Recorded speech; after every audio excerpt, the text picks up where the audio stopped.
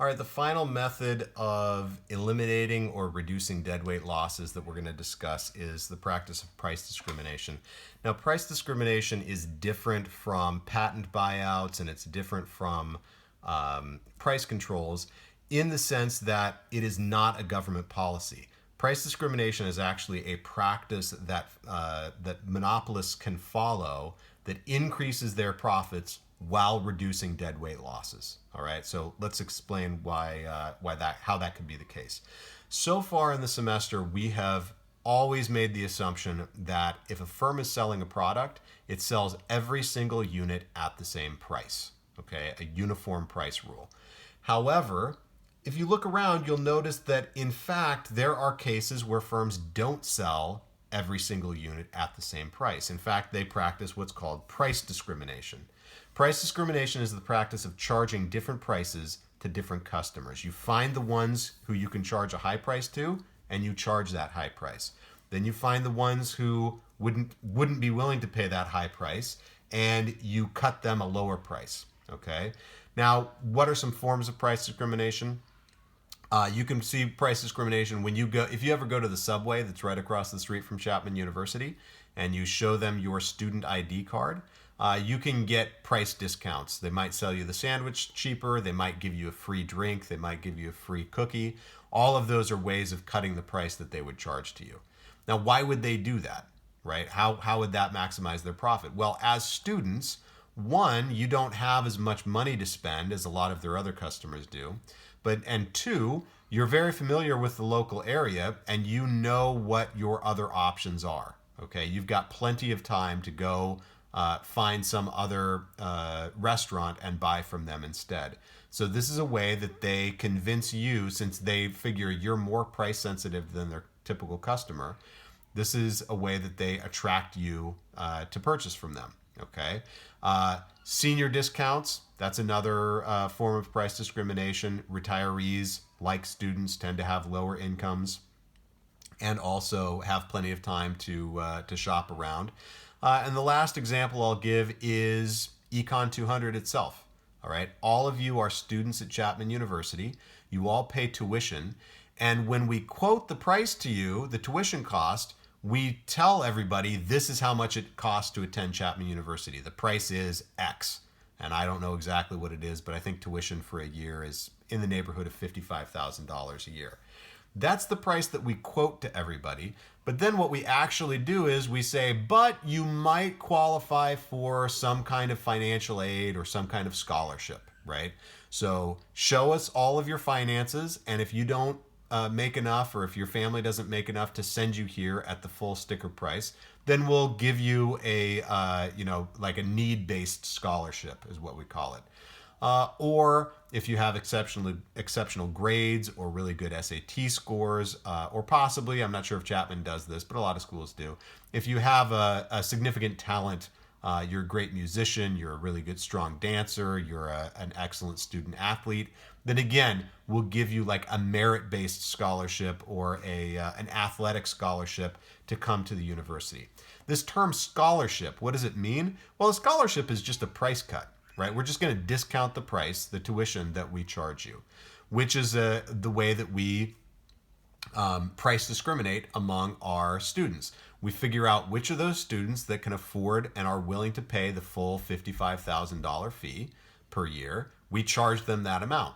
And then we sort out who are the students who can't afford to pay that amount. Well, we'll charge them a lower price because we'd rather get some money from them than have them not come here and study with us at all. And then we find those students who have really high grades or, again, a lot of athletic talent.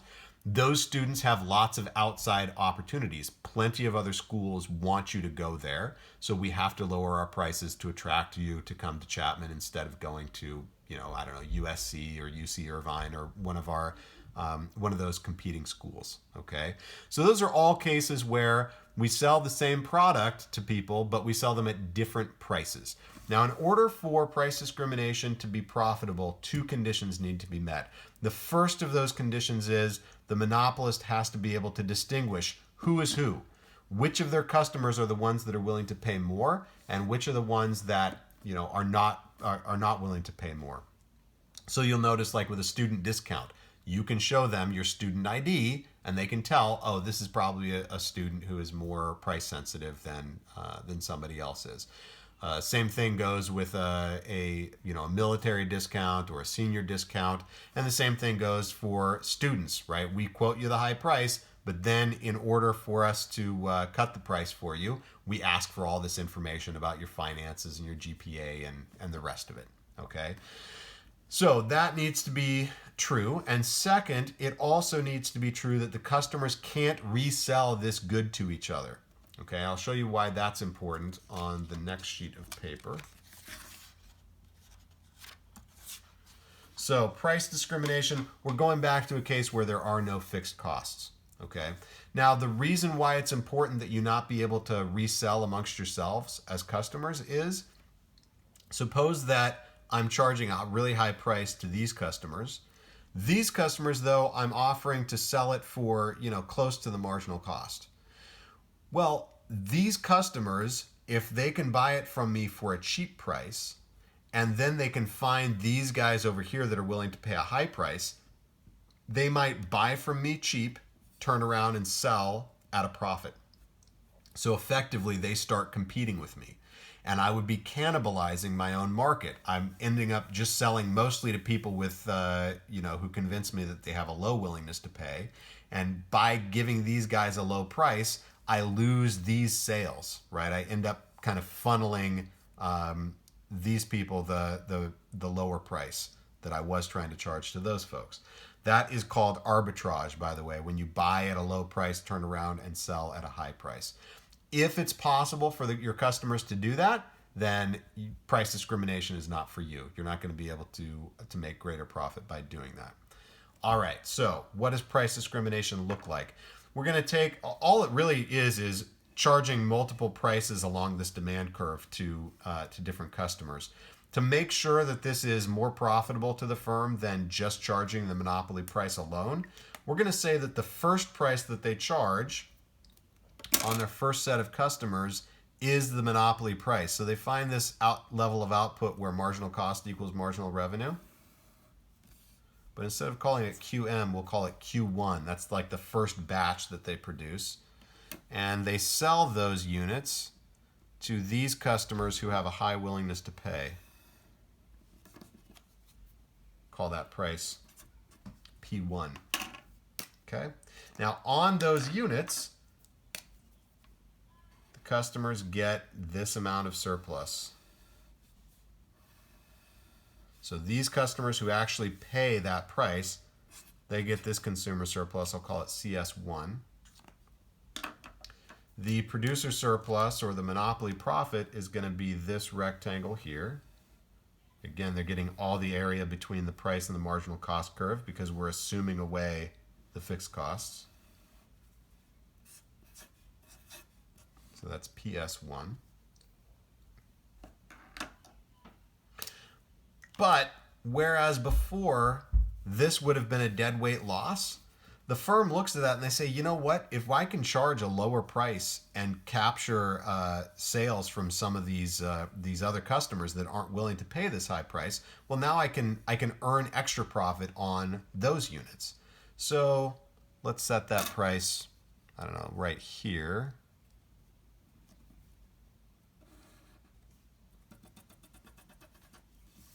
Call that price P2.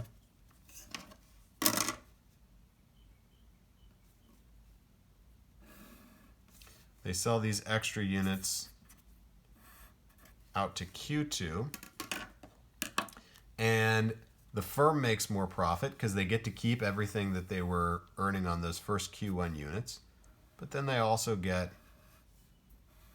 this amount, right? They sell those extra units, they get some extra producer surplus, and at the same time, they're creating some extra consumer surplus.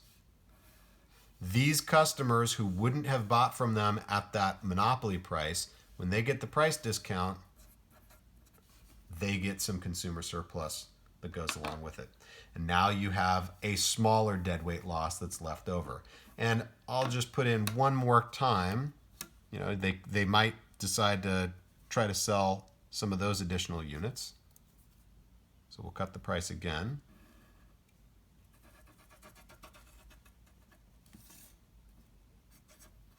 Call that price P3.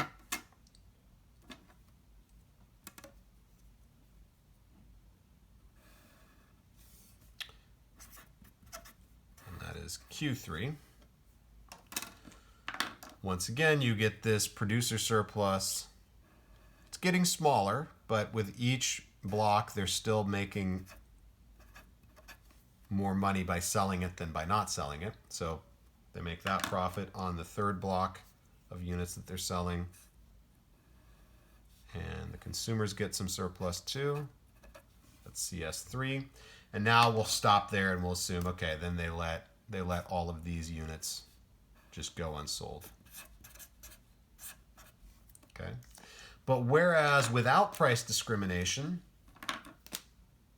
consumer surplus would have just been that area, producer surplus would have just been that area, and all of this would have been deadweight losses.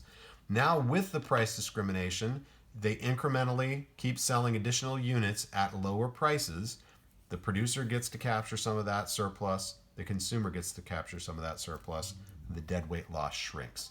In the limit, if the firm was able to perfectly price discriminate and charge a price equal to willingness to pay to every single customer, if they could get that degree of price discrimination down, then there would be no deadweight loss in this market.